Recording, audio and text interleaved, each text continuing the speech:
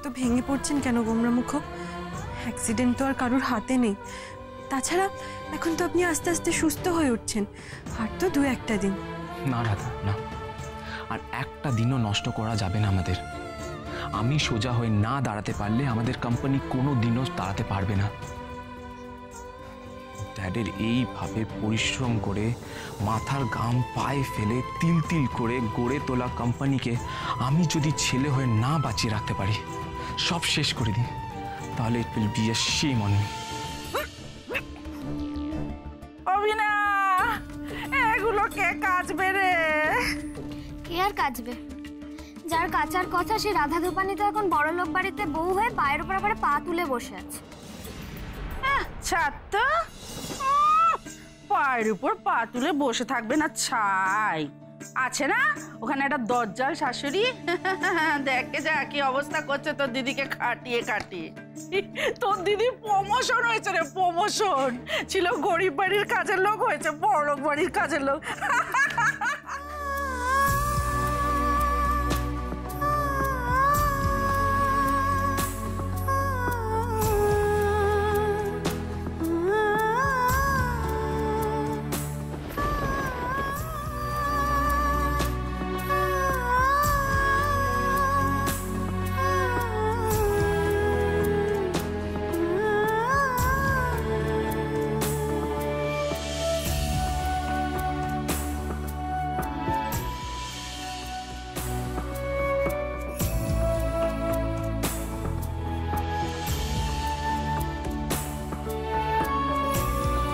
না না, এভাবে জ্বালা করছে বলে বসে থাকলে হবে না। আমার তো ধূপধাপ পড়ে যাওয়া, এখানে ওখানে ব্যথা লাগার অভ্যেস আছে, তাই না গণেশ দাদা? আমি আমি তাড়াতাড়ি জামা কাপড়টা কেচে নিই, এরপর তো গোমরামুখকে ওষুধ দিতে হবে।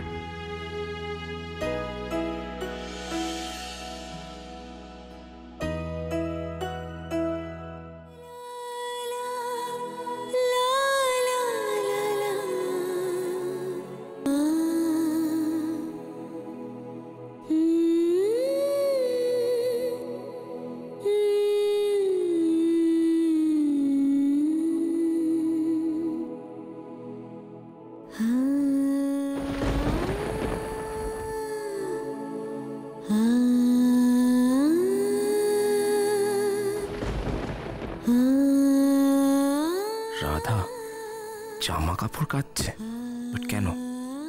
বাড়িতে জামা কাপড় কাচার লোক নেই, কিন্তু ওর তো কাঁচে হাত কেটে গেছে, সাবান লাগালে তো খুব জ্বালা করবে।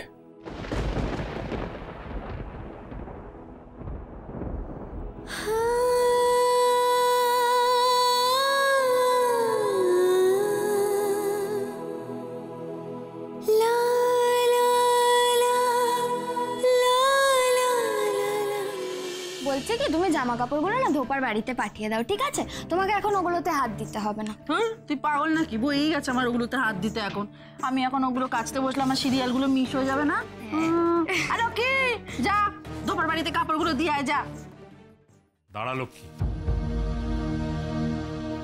এখন বেরোস না, একটা শুভ কাজ ছেড়ে নি, তারপর বেরোস, কেমন?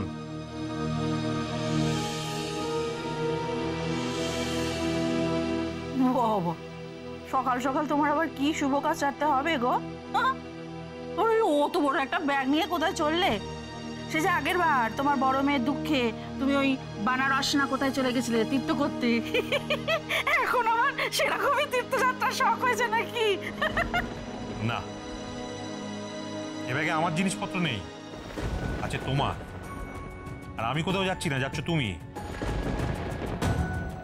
তোমার তো তীর্থে ঠাঁই হবে না, তাই তুমি বাপের বাড়ি যাচ্ছ।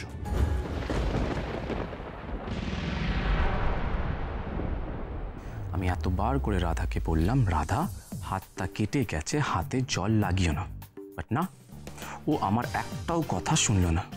সেই সাবান জল নিয়ে কাপড় কাচতে বসে গেল। আই এম শিওর ও এখন অবধি টিটনেসও নাইনি। আর ও যা জেদি মেয়ে, ডাকলে উঠেও আসবে না, বললেই বলবে, গোমরামুখ আমাকে আমার কাজটা করতে দিন, আপনি প্লিজ এর মধ্যে নাক গলাবেন না। বাট নো, কৃষ ব্যানার্জিকে এর মধ্যে নাক তো গলাতেই হবে। আমি বসে বসে দেখবো ওর হাতে যন্ত্রণা হচ্ছে, সেপটিক হয়ে গেছে। না, সেটা হতে পারে না। কৃষ ব্যানার্জি এটা হতে দেবে না। স্যার, আমায় ডাকছিলেন? Manager Babu, I need your help. হ্যাঁ, বলুন না কি করতে হবে।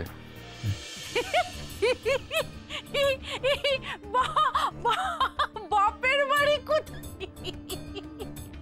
অভিনা, তোদের বাবার অবস্থা দেখ, কানের মাথা খেয়ে বসেছে, গান শুনতে গান শুনছে। বাপের বাড়ি কোথায় বললাম? আমি তো বললাম ধোপার বাড়ি যাব। তুমি বলনি, আমি বলছি। যাও, তৈরি হয়ে নাও, তোমাকে ট্রেনে তুলে দিই। যাও। না মানে কেন? আমি যাবো না, আমি বাপের বাড়ি মোটেই যাব না। ওখানে কেউ নেই।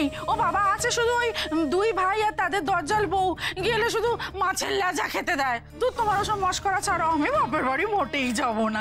যেতে তো তোমাকে হবেই মনোরমা, বাপের বাড়ি তোমাকে যেতেই হবে, কারণ এই বাড়িতে তোমার আর জায়গা হবে না।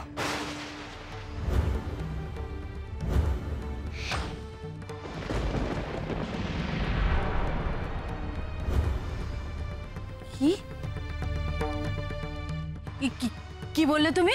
ঠিকই বলেছি, আর তুমি যেটা শুনেছো সেটাও ঠিক শুনেছো। আজকের পর থেকে আমি তোমার সঙ্গে আর সংসার করব না মনোরমা। আমি তোমাকে ত্যাগ করলাম।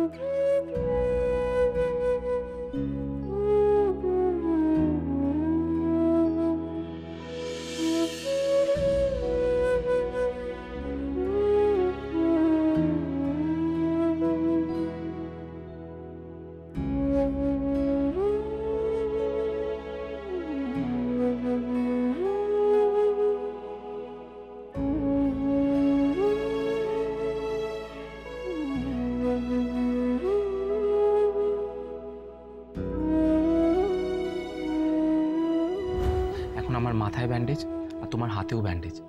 এখন আমরা দুজনেই অসুস্থ। এই মুহূর্তে তোমায় আমার দেখাশোনা করার কোনো দরকার নেই। দরকার পড়লে আমরা দুজন দুজনের দেখাশোনা করব।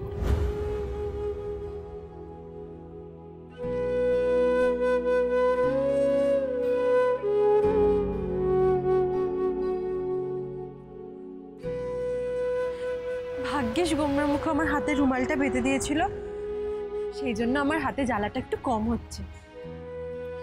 সত্যি গোমরা মুখ আমাকে যতই বকুক না কেন, মানুষটার মনটা কিন্তু খুব ভালো, আমার কত খেয়াল রাখে। আমার সামান্য একটু মাথায় চোট লেগেছে বলে আমাকে কি সুন্দর মলম লাগিয়ে দিল। তারপর আমি যে সারাদিন খাইনি সেটা আমার মুখ দেখেই টের পেয়ে গেল। আচ্ছা, গোমরা মুখ কি আমার মুখ দেখে সবকিছু টের পেয়ে যায় নাকি?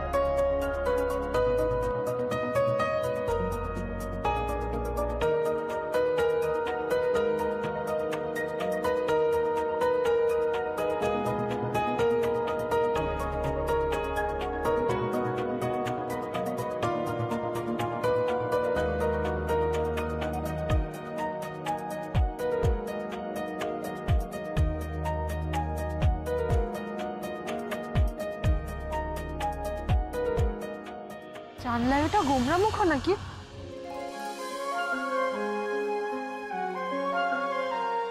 আমার মনের ভুল। মুখ ওই শরীর নিয়ে জানলায় এসে দাঁড়াতে পারে নাকি? ঘরে গিয়ে যদি দেখি না কুমড়ামুখ বিছানা থেকে উঠেছে, খুব বকবো ওনাকে। আর এই দক্ষিণের জানলাটাও আমাকে বন্ধ করে দিতে হবে। এই বসন্তকালে দক্ষিণের হাওয়া একদম ভালো নয়, তার মধ্যে কুমড়ামুখর শরীরটাও ভালো নেই। দক্ষিণের বাতাস লেগে যদি কুমড়ামুখর শরীরটা আরো খারাপ করে, কেলেঙ্কারি বেঁধে বসে। না না না না, বলাই সাত, এইসব আমি কি বলছি? কুমড়ামুখর কিচ্ছু হবে না, উনি খুব তাড়াতাড়ি ঠিক হয়ে যাবেন। নে রাধা, এবার তাড়াতাড়ি কাছাকাছিটা শুরু করতে, শেষ করতে হবে তো, বেলা হয়ে গেল। এরপর শুকাবে কখন?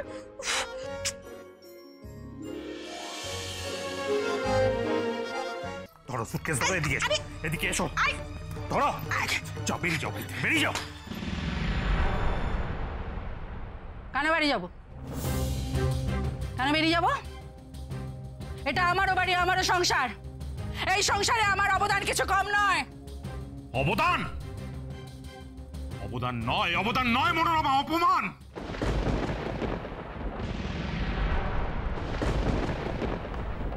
তুমি যেদিন থেকে এই বাড়িতে পা দিয়েছো সেদিন থেকে আমার রাধামাকে তুমি অত্যাচার করেছো, অপমান করেছো ওকে। আমার এই ছোট্ট মেয়েটা, ওই মা মরা মেয়েটাকে তুমি কম কষ্ট দিয়েছো মনোরমা? হ্যাঁ, কম অত্যাচার করেছো, কম জ্বালিয়েছো তুমি ওকে। ওকে ভালো করে খেতে পর্যন্ত দাওনি কোনোদিন, আর প্রতিদিন ওকে খাবার খোঁটা দিয়েছো কেন? হ্যাঁ, কেন মনোরমা?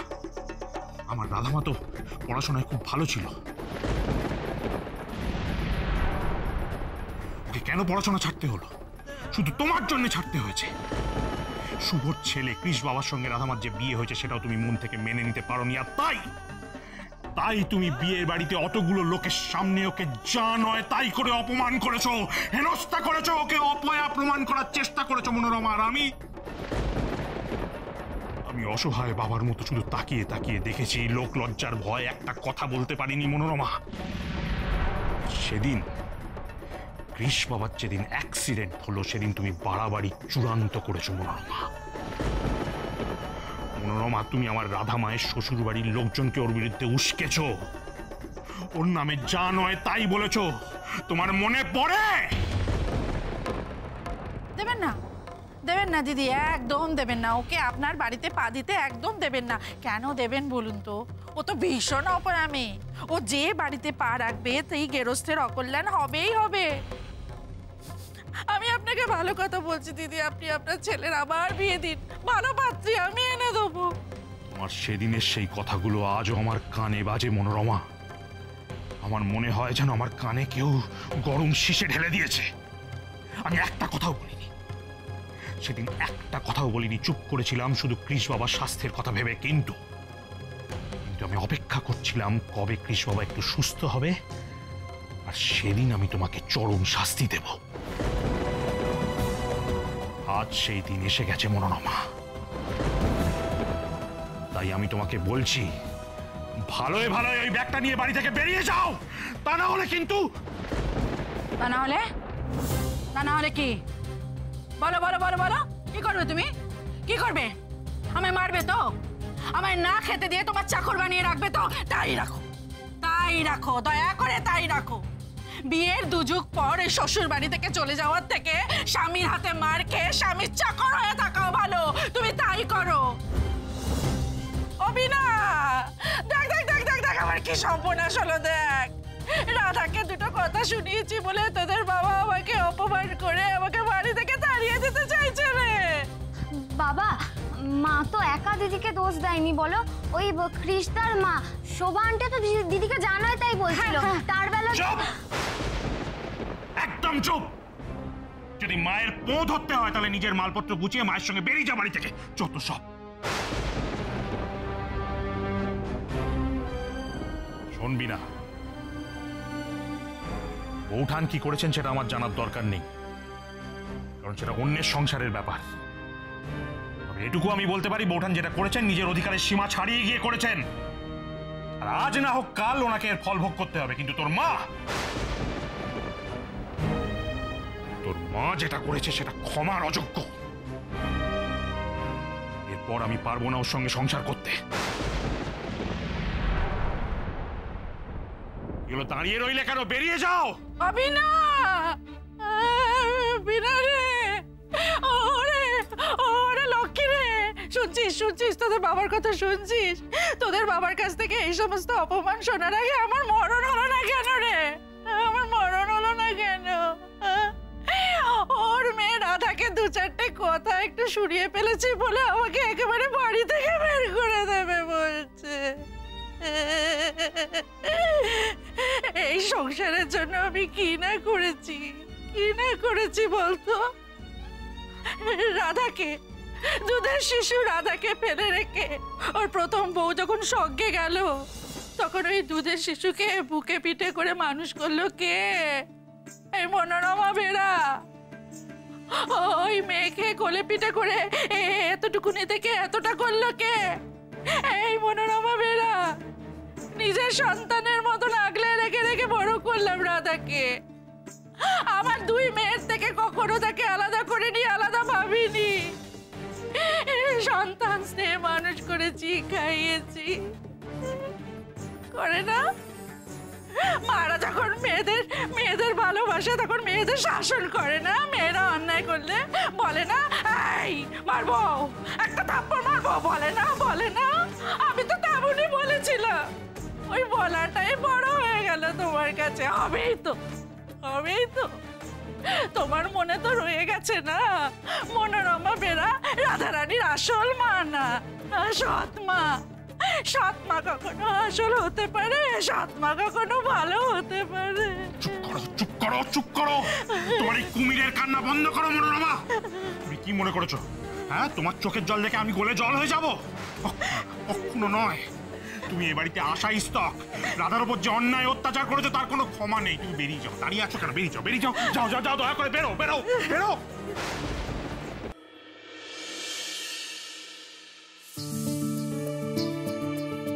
ম্যাডাম, এই গ্লাভস দুটো পরে কাছাকাছি করুন, বলে হাতে ইনফেকশন হয়ে যাবে।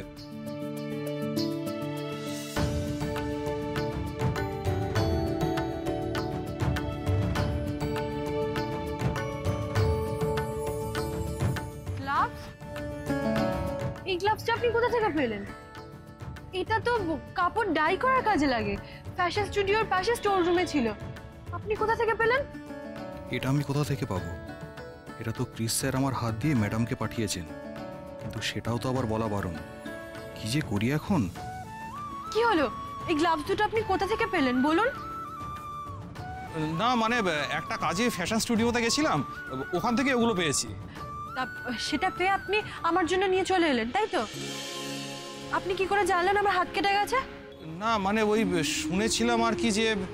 আর আমি যে এই বাগানের কোলে কাপড় কাচতে এসেছি এই খবরটা আপনাকে কে দিল? না মানে ওই সবাই বলছিল আর কি। ম্যাডাম, আমি হাত জোড় করছি, দয়া করে আপনি গ্লাভসগুলো পরে তারপরে কাজ করুন।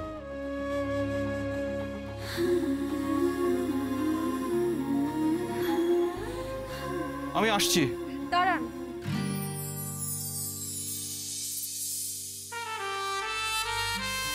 সত্যি কথা বলুন, গ্লাভস দুটো কে পাঠিয়েছেন? না হলে কিন্তু আমি পরবো না বলে দিলাম। বলুন। ম্যাডাম, আমি আপনার কাছে হাত জোড় করছি, দয়া করে আপনি নামটা জিজ্ঞেস করবেন না, আমি বলতে পারবো না। ঠিক আছে, আপনাকে নাম বলতে হবে না। আপনি শুধু হ্যাঁ কি না বলুন, আমি নাম বলছি। গুমরা মুখ পাঠিয়েছে।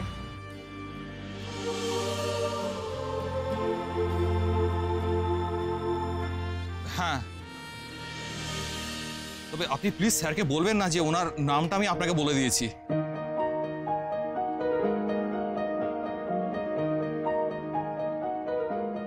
না না, আপনি নিশ্চিন্তে যান, আমি কিচ্ছু বলবো না। আর আপনি গ্লাভসটা পরে নিন প্লিজ।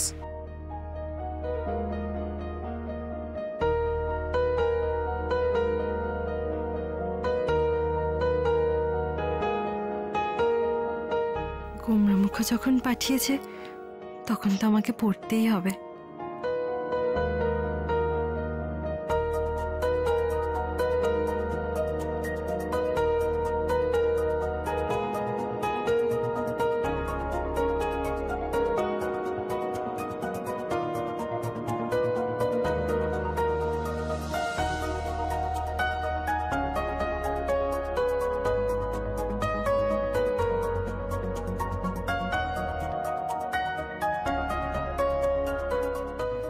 মানে আমি ঠিকই দেখেছিলাম। গোমরামুখ আমাকে জানলা দিয়ে উকি মেরে জামা কাপড় কাচতে দেখে এই গ্লাভসটা পাঠিয়েছে। ঘরে গিয়ে আমি ওনাকে খুব বকবো। এই শরীর নিয়ে ওনাকে কে খাট থেকে উঠতে বলেছিল? রাধা কি আমায় দেখে ফেললো নাকি? ও কি বুঝতে পেরে গেছে যে গ্লাভস দুটো আমিই পাঠিয়েছি ওর জন্য? ওই দেখো, আবার উকি মারছে জানলা দিয়ে। গোমরামুখ আমার সাথে লুকোচুরি খেলা? দাঁড়ান, আমি দেখাচ্ছি মজা। কিন্তু এসব কি হচ্ছে গো গণেশ দাদা? এই যন্ত্রণাটাকে কি সুখ বলে?